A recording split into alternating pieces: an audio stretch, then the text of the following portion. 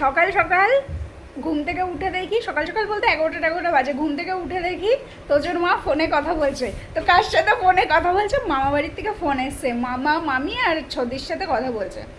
এইবার টপিক হচ্ছে তোজোর আমার সবার, যে আমাদের যে দাদা আছে, দাদার জন্য মেয়ে দেখতে যাওয়া হবে, ঠিক আছে? তো বৌদির ফটোতে তো বৌদিকে পছন্দ হয়েছে, এবার সামনাসামনি গিয়ে দেখুক।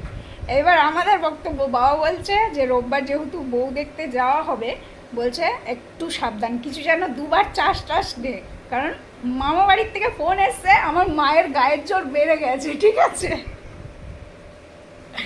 গায়ের জোর সারা জীবন ছিল, থাকবে, থেকেও যাবে, মরে যাবে তাও থেকে যাবে, ঠিক আছে? তো আমরা খুব ভয়ে ভয়ে আছি, তোজো বাবু তো আরো ভয়ে আছে বাবা। হ্যাঁ, তোজো বাবু আরো ভয়ে ভয়ে আছে যে মার কাছ দিয়ে একবারের জায়গায় দুবার যদি কিছু চায়